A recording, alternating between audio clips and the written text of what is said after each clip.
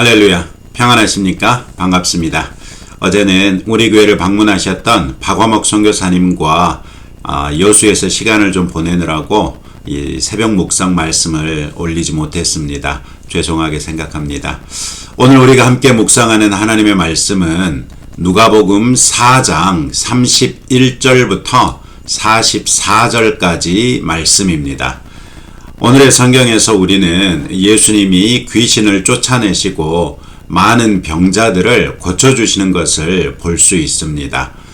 바로 앞 단락인 4장 14절부터 30절에서 예수님은 고향인 나사렛에 가셨습니다. 이사야 61장에서 메시아 예언 구절이 자신에게서 이루어졌다고 선포하심으로써 자신이 그리스도이시라는 것을 말씀하십니다. 아울러 많은 사람들에게 능력으로서 사역하려고 하셨지만 고향 사람들이 예수님을 배척하고 말았습니다. 이로 인해서 예수님은 그곳을 떠나 가버나움으로 내려가십니다. 나사렛은 29절 말씀에 볼 수 있는 것처럼 산 위에 조성된 동네였고 가버나움은 갈릴리 바다에 근처한 곳이었기 때문에 상대적으로 낮은 지대에 위치한 성읍이었습니다. 안식일에 회당에서 가르치시는데 예수님의 말씀에는 권위가 있었습니다. 이 권위는 하나님의 아들로서의 권위였고 구원자로서 자기 백성을 구원코자 하시는 사랑이 담긴 권위였습니다. 마침 회당 안에 더러운 귀신 들린 사람이 있었는데 그 사람 안에 있는 귀신은 예수님이 하나님의 거룩한 자라는 것을 알고 있었고 그것을 떠벌리려고 합니다. 그러나 예수님은 즉시 그를 잠잠케 하시고 바로 그 사람에게서 떠나게 하셨습니다. 이 일은 많은 사람들이 보는 가운데 일어났기 때문에 예수님에 관한 소문은 삽시간에 근처 사방에 퍼졌습니다. 이는 곧 근처 사방으로부터 사람들이 예수님께로 몰려올 것을 예견한 표현이라고 할 수 있습니다. 아니나 다를까 예수님은 회당에서 나와 베드로의 집에 가셨는데 해질 무렵에 사람들이 온갖 병자들을 데리고 예수님께 나왔습니다. 예수님은 이때 이미 베드로의 장모의 열병을 고쳐주시고 그 여인이 수종드는 대로 음식을 드셨겠지요. 예수님은 이미 해가 졌음에도 불구하고 찾아온 병자들을 일일이 손을 얹어 고쳐주셨습니다. 물론 해가 지고 나서야 비로소 안식일이 지났기 때문에 고치시더라도 다른 논란에 휩쓸리지 않을 수도 있었겠지만 어두우면 요즘 시대와는 달리 전등도 없고 해서 훨씬 더 깜깜했을 텐데도 예수님께서 일일이 손을 얹어 고쳐주셨다는 것이죠. 또 여러 사람들에게서 귀신을 쫓아내셨는데 이때도 귀신들은 예수님이 하나님의 아들이시라는 것을 말하려고 했습니다. 이런 사실들은 오늘날 우리에게도 시사하는 바가 몇 가지 있습니다. 첫째로 귀신의 존재입니다. 오늘날 사람들은 귀신을 믿지 않으면서도 무서워하는 경향이 있습니다. 사람들에게 귀신이 있느냐고 말하면 에이 요즘 같은 때 무슨 귀신이 있어 이렇게 말하는 사람들이 곧잘 있지만 실제로는 그렇게 말하는 사람들조차도 귀신을 은근히 두려워하고 있는 것을 부인할 수 없습니다.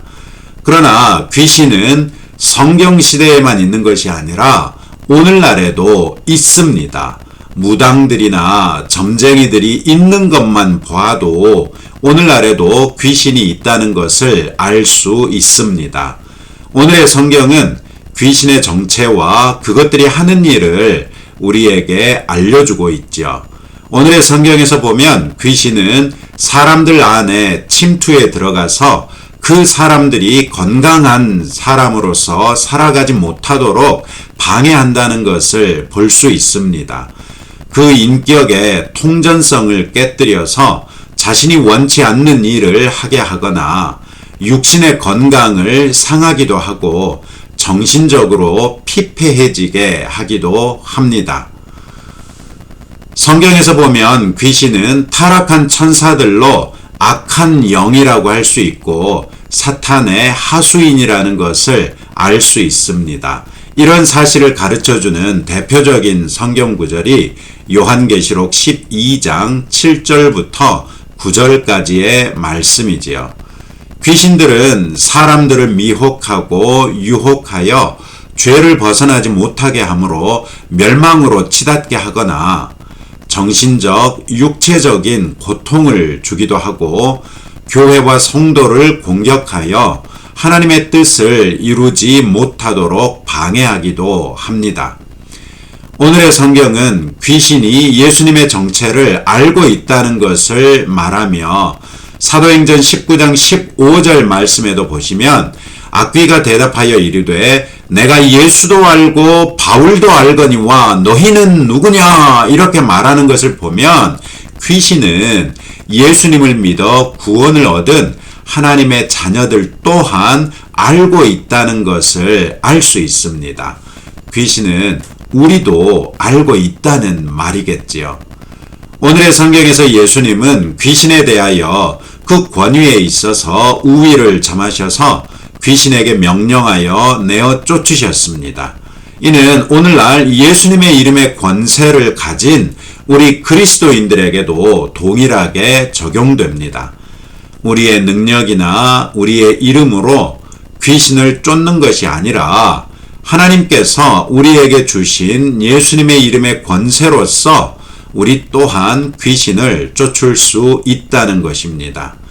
그런 면에서 어떤 사람들처럼 우리 그리스도인들은 귀신을 두려워할 이유가 없습니다. 귀신을 인지할 때 우리가 취할 수 있는 유일한 선택은 예수님의 이름으로 대적하며 그를 몰아내는 것입니다. 이런 사실을 모를 때는 우리 또한 귀신에게 미혹당하거나 유혹받을 수도 있었겠지만 이제는 확실한 지식을 가지고 예수님의 이름으로 귀신을 쫓아낼 수 있는 것을 알고 귀신에 대하여 이기는 성도들이 되시기를 주님의 이름으로 축복합니다. 둘째로 예수님의 권세는 귀신뿐 아니라 질병에 대해서도 명하시고 쫓아내실 수 있는 권세였다는 것입니다.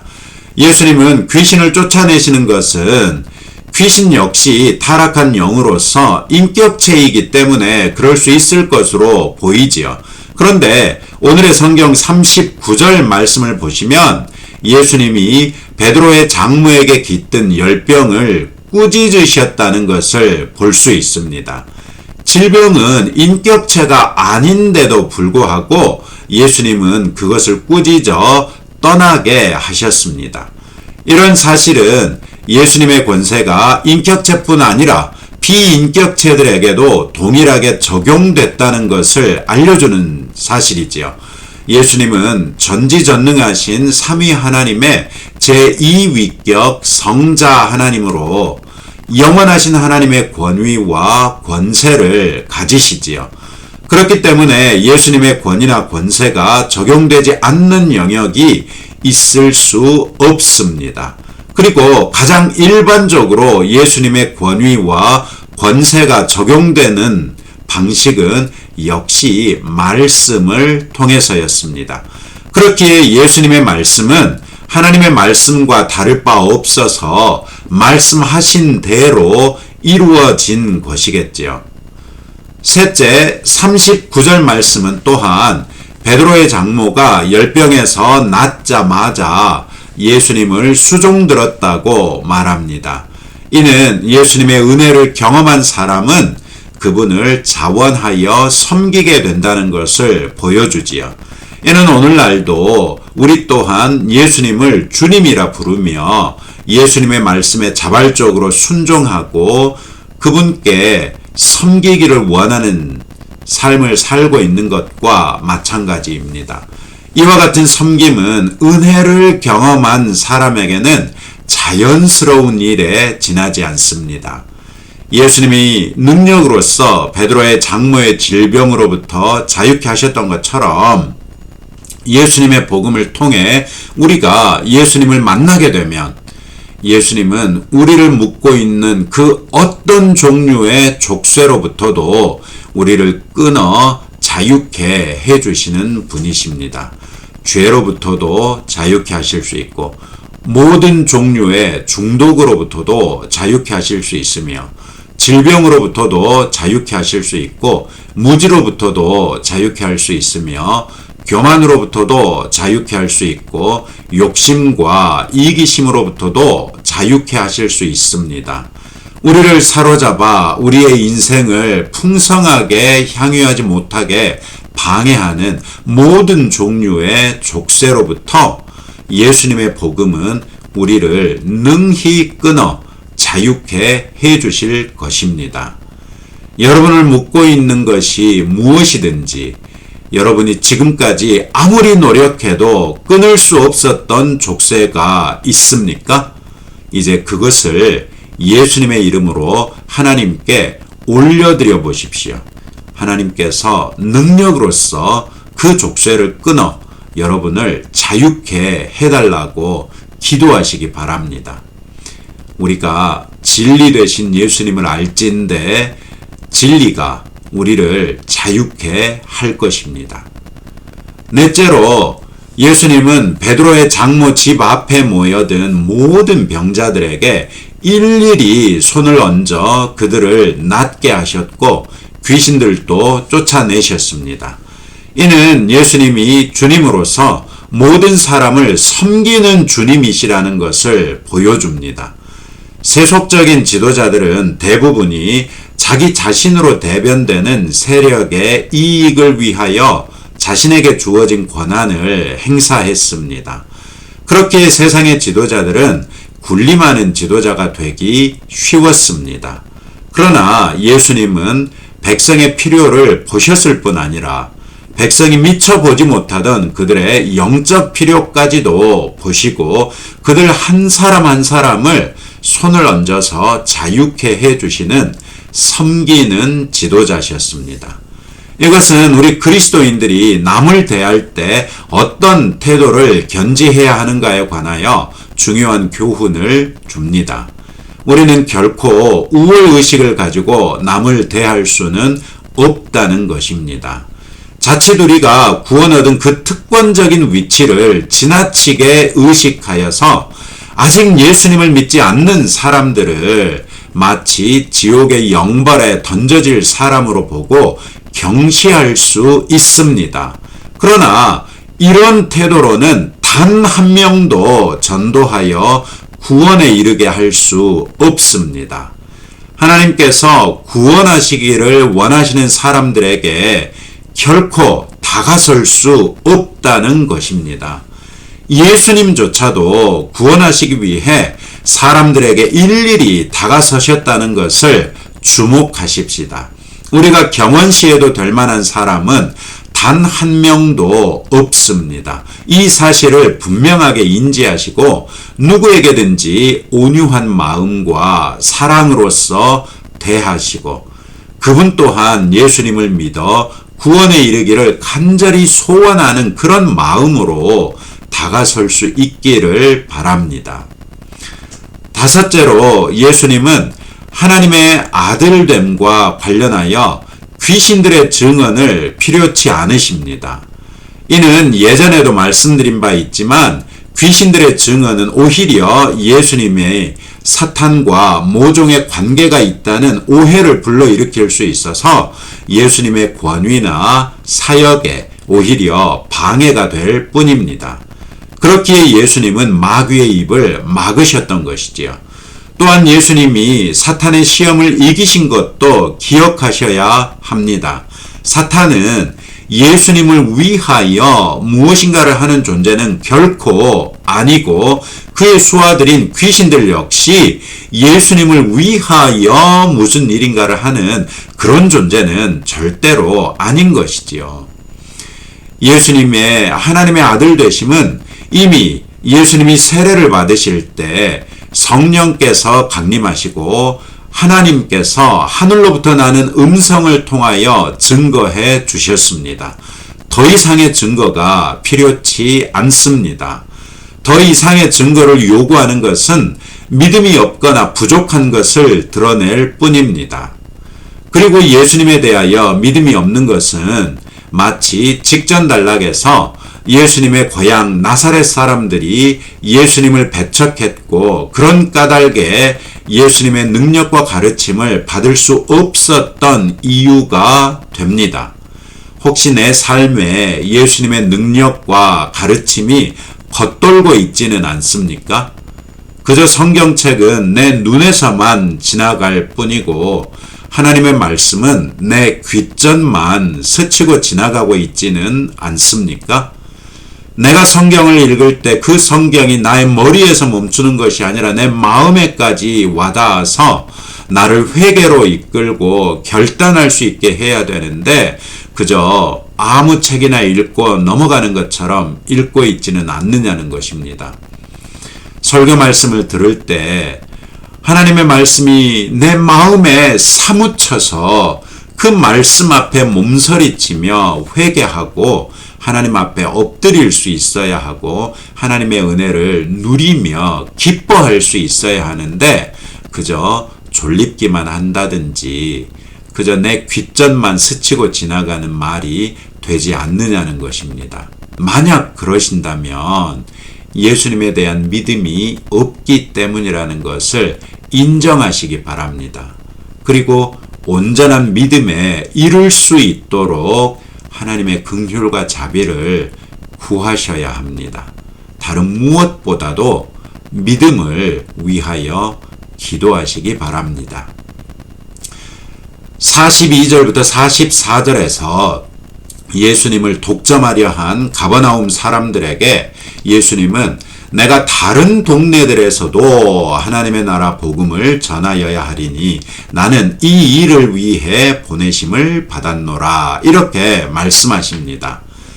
이 말씀은 우리에게도 예수님을 독점해서도 안 되고 독점할 수도 없다는 것을 가르쳐 주지요.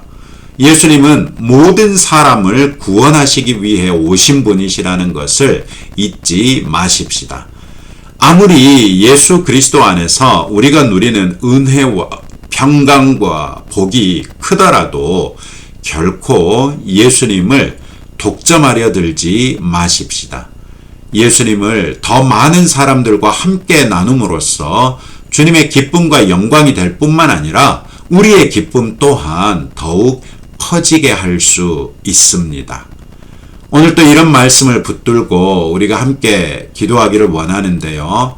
먼저는 귀신의 존재를 알되 두려워하는 것이 아니라 예수님의 이름으로 귀신을 이기는 성도가 될 수 있도록 기도하시고 우리를 묶고 있는 족쇄가 무엇이든지 그것을 예수님의 이름으로 능히 끊을 수 있음을 알고 끊어내서 마침내 그리스도 예수 안에서 참 자유를 누릴 수 있기를 축복합니다. 또 그리스도인으로서 누구에게나 교만하거나 오만하지 않고 겸손과 온유와 사랑으로서 대할 수 있도록 기도하시기 바랍니다.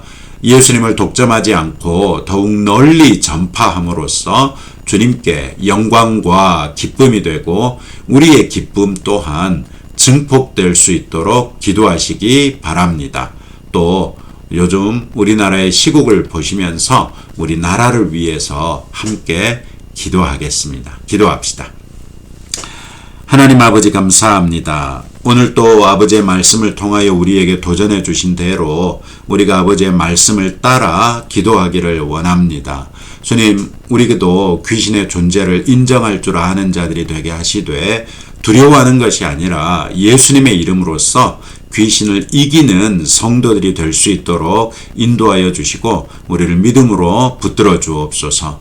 우리를 묶고 있는 족쇄가 무엇일지라도 그것을 예수님의 이름으로 능히 끊을 수 있다는 확신이 우리에게 있기를 원합니다. 마침내 끊어내서 그리스도 예수 안에서 우리가 참 자유를 누리도록 은혜 베풀어 주옵소서. 그리스도인으로서 누구에게나 교만하거나 오만하지 아니하고 겸손과 온유와 사랑으로서 대할 수 있도록 은혜를 베풀어 주시며 예수님을 독점하지 아니하고 더욱 널리 전파하여 주님께는 영광과 기쁨이 되고 우리의 기쁨 또한 증폭하여 누릴 수 있는 복된 성도들이 되게 하옵소서. 주님, 오늘도 우리나라를 아버지께 올려드립니다. 우리 대한민국이 아버지께서 다시 쓰실 수 있는 나라가 되게 하시고 우리 한국 교회가 아버지께서 아낌없이 부릴 수 있는 교회가 되기 위해서 우리를 정결하게 하시고 새롭게 하시는, 그래서 그 과정에 우리가 아픔을 겪는 그런 시간이 될 수 있도록 우리 한 사람 한 사람을, 또 우리 목회자들 한 사람 한 사람들을, 또 우리 교회 한 군데 한 군데들을 주님 인도하여 주시고 새롭게 하여 주옵소서. 예수님 이름으로 기도합니다. 아멘. 오늘 또 성도 여러분들과 함께 하나님의 말씀을 묵상하고 나눌 수 있게 된 것을 기쁘게 생각하고요. 오늘 또 주님의 은혜 가운데 평안하시기를 축복합니다.